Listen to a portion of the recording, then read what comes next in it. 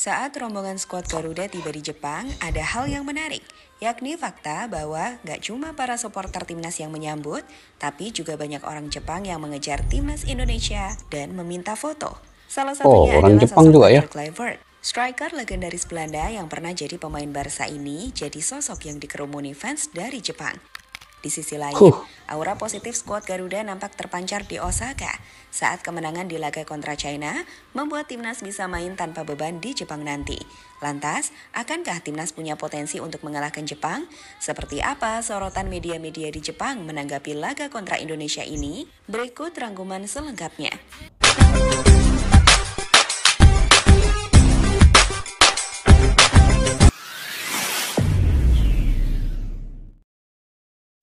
Assalamualaikum dan salam persaudaraan, salam sepak bola. Selamat bertemu kembali guys di channel Askalani Studio. Oke, timnas Indonesia sudah sampai di Jepang dan mereka telah memulakan latihan di sana guys.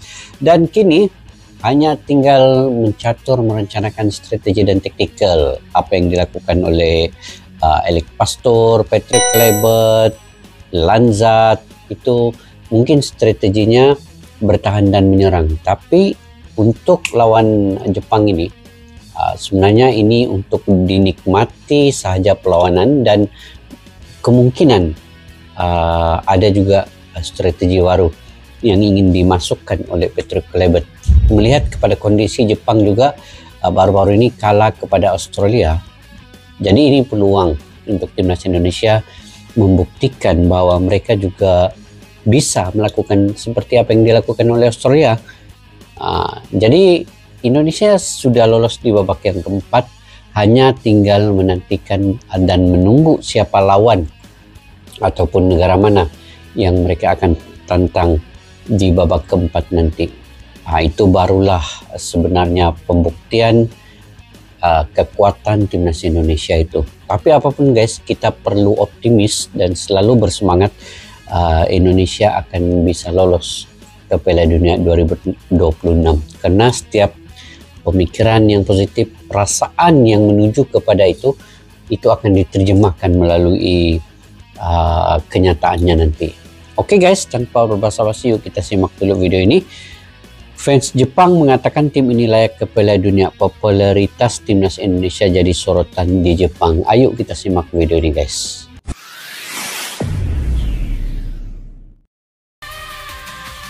Fans Jepang, tim ini layak ke Piala Dunia. Popularitas timnas Indonesia jadi sorotan di Jepang ya. Saat rombongan timnas Indonesia tiba di Jepang, suasana yang tercipta bukan seperti kedatangan tim tamu biasa.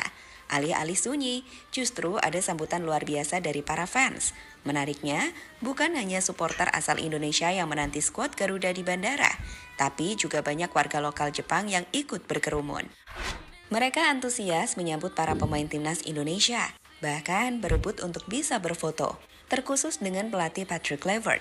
Nama besar sang legenda Belanda ternyata masih begitu dikenali di Jepang.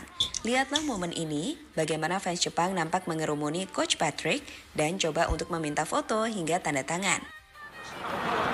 Memanglah Patrick Kluivert kan masih terkenal ya. Ramai juga fans Jepang nih yang foto bareng dengan Patrick Kluivert nih.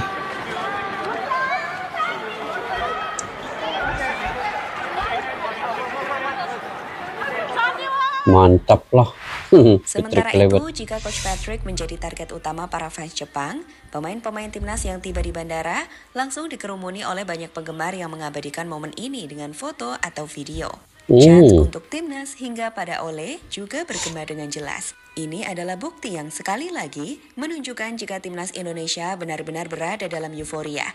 Tim yang awalnya banyak diremehkan itu telah berubah jadi tim paling mencuri perhatian di kualifikasi Piala Dunia kali ini. Ini peluang lah kan, peluang lah pada siapa-siapa yang ketemu gini. Memang dia akan mengabadikan gambar, video bersama dengan pemain semua. Saya pun kayak sendiri kalau ketemu di mana-mana ini, saya ambil gambar. Memang cukup mendapatkan sorotan dari media di sana. Terbaru mereka menyoroti komentar Patrick Kluivert yang mengatakan bahwa timnas Indonesia percaya diri dan tidak takut pada Jepang. Sementara itu, Yahoo Japan menyoroti keberhasilan Indonesia mengalahkan China baru-baru ini dengan menyebut sosok Ole Romani sukses mencetak 3 gol dalam 3 pertandingan berturut-turut. Hal yang kemudian bahkan membuat bek legendaris Jepang Nagatomo dilaporkan sangat bersemangat untuk menghadapi timnas Indonesia di laga yang bakal dimainkan 10 Juni nanti.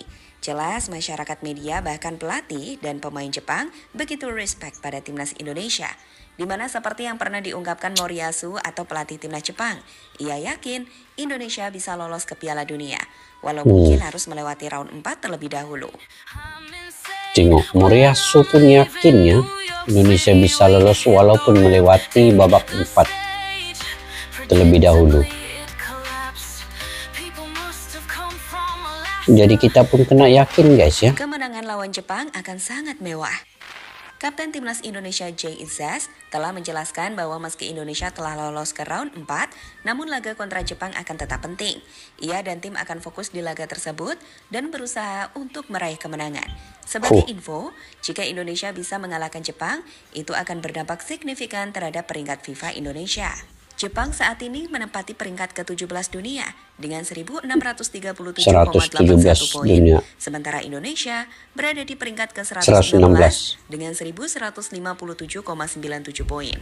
Perbedaan peringkat ini membuat kemenangan atas Jepang memberikan tambahan poin yang besar bagi Indonesia. Menurut simulasi dari FIFA Ranking Calculator, jika Indonesia menang atas Jepang dalam waktu normal, mereka akan memperoleh tambahan sekitar 21,58 poin, meningkatkan total poin menjadi 1.179,55. Sebaliknya, Jepang akan kehilangan poin sekitar 21,57 poin. Tambahan 21,58 poin dapat mendorong Indonesia naik beberapa peringkat dalam klasemen FIFA. Sebagai perbandingan, setelah kemenangan 1-0 atas China, Indonesia memperoleh tambahan 15,05 poin dan naik 7 peringkat ke posisi 116 dunia. Kemenangan atas Jepang berpotensi membawa Indonesia mendekati atau bahkan melampaui peringkat Vietnam 109 dan Thailand 98, menjadikannya tim dengan peringkat tertinggi di Asia Tenggara. So, jika memenangkan laga kontra Jepang, itu akan sangat mewah untuk timnas. Betul. Seri saja pun itu sudah umpamanya kemenangan kepada timnas Indonesia sebenarnya. Apalagi kalau menang guys ya. Lagilah sangat-sangat mewah. Seberapa besar peluang Indonesia berkejutan ke Jepang?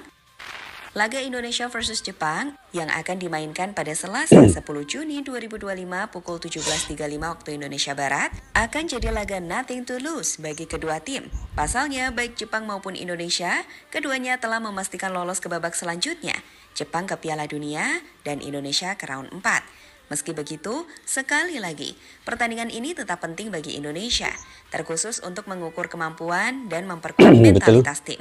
Nah, bicara soal laga kontra Jepang, Indonesia berpeluang berikan kejutan ke timnas Jepang. Terkhusus usai 2 kemenangan beruntun yang baru saja timnas dapatkan di 2 laga terakhir kontra Bahrain dan China. Sementara itu, Jepang baru saja mengalami kekalahan 0-1 dari Australia, yang mengakhiri rekor tak terkalahkan mereka sejak Februari 2024. Di mana di laga kontra Aussie, pelatih Jepang memilih memainkan para pemain barunya. Nah, di laga kontra Indonesia inilah, Hajime Moriyasu juga diprediksi akan banyak memainkan pemain mudanya. Dan ini seharusnya bisa membuat timnas mendapatkan sedikit keuntungan. Meskipun kita tahu, pemain-pemain debutan Jepang memiliki kualitas yang sangat tinggi.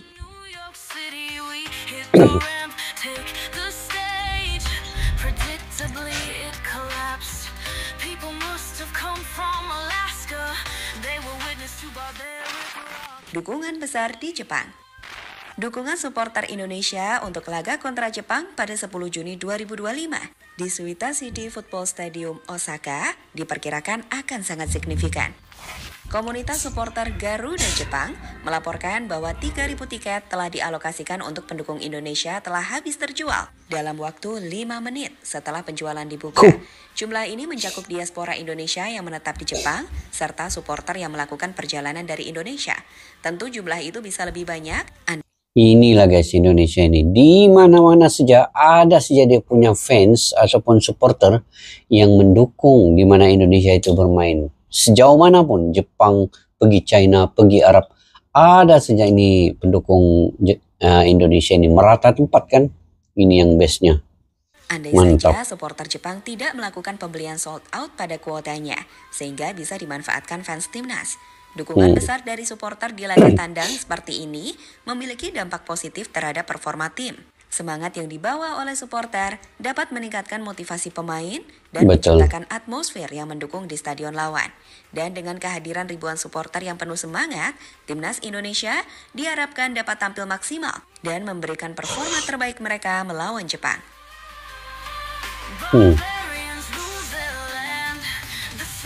Pendukung itu penaik semangat kepada pemainnya sebenarnya.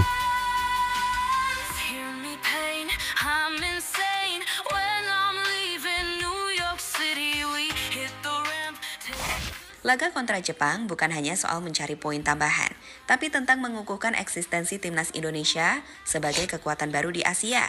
Respon masyarakat Jepang yang begitu antusias hingga liputan media Jepang menunjukkan satu hal penting. Indonesia kini benar-benar mencuri perhatian internasional. Aura positif dari dua kemenangan beruntun atas Bahrain dan China menjadi pondasi kuat. Pemain seperti Ole Romani, Jay Itzas, dan Tom Hai tampil konsisten. Sementara chemistry team terus berkembang di bawah komando Patrick Kluivert. Fakta bahwa Jepang akan menurunkan sejumlah pemain lapis di laga nanti membuka peluang bagi Indonesia untuk mengambil keuntungan dengan syarat tetap tampil disiplin dan fokus penuh. So, sambutan hangat dari fans Jepang, sorotan media internasional, hingga peluang kenaikan tajam di ranking FIFA membuat laga kontra Jepang bukan sekedar pertandingan biasa. Ini adalah panggung pembuktian, panggung di mana Garuda datang bukan untuk sekedar bertanding, tapi untuk mencetak sejarah. Jika kemenangan bisa diraih, maka itu akan menjadi salah satu kemenangan termewah dalam sejarah sepak bola Indonesia. Bukan hanya karena lawannya adalah tim peringkat 17 dunia, tapi karena dunia akhirnya melihat Indonesia bukan lagi sekedar tim kejutan, tapi tim yang siap jadi pemain utama di kancah dunia. Mantap, guys.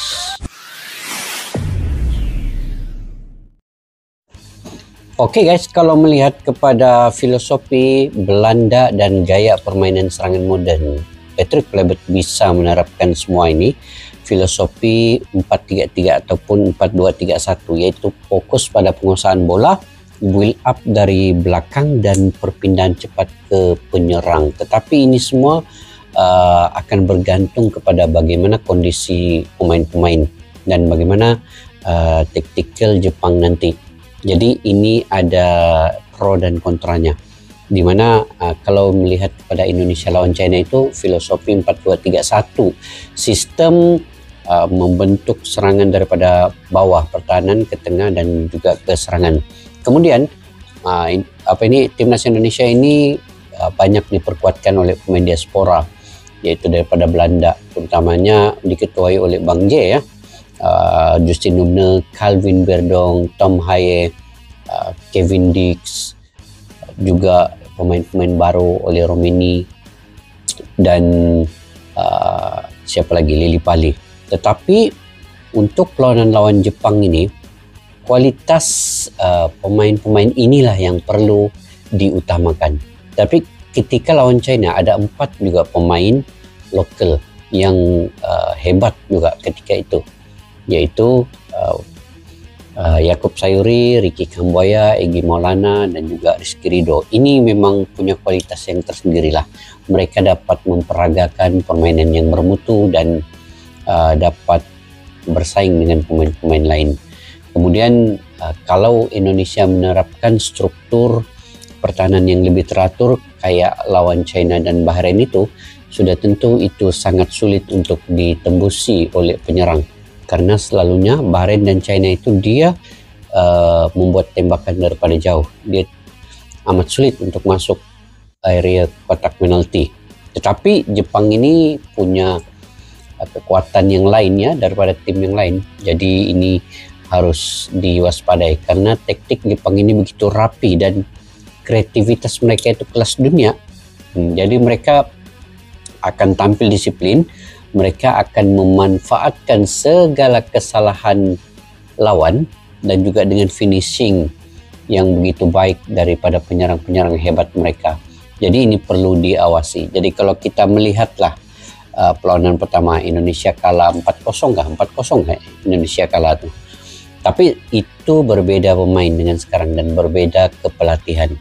Dengan Indonesia sekarang di bawah Patrick Kluivert dan punya pemain-pemain baru, oleh Romini dan Joel Palupasi juga begitu membentuk karakter di tengah lapangan. Jadi kalau dari segi gaya permainan antara Indonesia dengan Jepang itu, memang Indonesia dia build up serangan daripada bawah ketimbang dengan kalau Jepang kita melihat kepada disiplin, kreativitas, efisien. Maknanya semua pemain Jepang ini dia bergerak cepat guys, laju. Dia punya stamina yang tinggi. Itu gaya permainan Jepang yang sulit untuk diikuti oleh negara-negara lain. Karena negara lain ini memerlukan stamina yang lebih kuat kalau mau lawan Jepang ini. Jepang itu dia sudah terbina dari sistem latihan mereka. Dan kalau kita lihat dari struktur pertahanan, memang Indonesia sekarang lebih berstruktur dan punya chemistry yang baik. Itu rentetan 2 kemenangan tanpa dibobolkan oleh Bahrain dan juga China. Tetapi Jepang ini walaupun dia kalah kepada Australia, itu pun di menit yang ke-90, tetapi mereka tetap masih solid ya sebenarnya dan tidak mudah untuk ditembusi. Begitu juga dengan bagian serangan mereka. Kreativitas mereka ini sebenarnya memberi ancaman kepada mana-mana tim. Sebab itu mereka punya gol yang paling tinggi ya di grup ini. Dan pemain Indonesia bergantung kepada penyerang baru yaitu oleh Romini. Tetapi kini pemain yang dikenakan kartu kuning yaitu Marcelino Ferdinand sudah bisa bermain, jadi itu memberi kekuatan juga kepada timnas Indonesia. Oke, mungkin kesimpulannya kedua-dua tim ini ada pro dan kontra juga lah. Memang kita tahu level Jepang itu lebih tinggi ya, tetapi Indonesia kita perlu optimis dan kita perlu ada keyakinan bahwa setiap lawan itu ada jalan taktikalnya untuk melawan itu. Kalau tidak, kenapa Australia bisa menang? Jadi Indonesia pun bisa membuat kejutan juga. Jadi mungkin itu saja saya punya analisa guys terkait dengan perlawanan antara Indonesia dan Jepang. Bagaimana pula menurut kalian terkait perkara ini? Kalian boleh komentar di ruang kolom di bawah. Sampai kita jumpa lagi. Assalamualaikum warahmatullahi wabarakatuh. Bye-bye. Askalana Studio untuk kita channel yang bereaksi tentang apapun yang ada di Indonesia, channel YouTube dari Malaysia di Askalani Studio. Jika mau tahu tentang Indonesia, ayo like and subscribe channel kami Askalani Studio. Askalani Studio.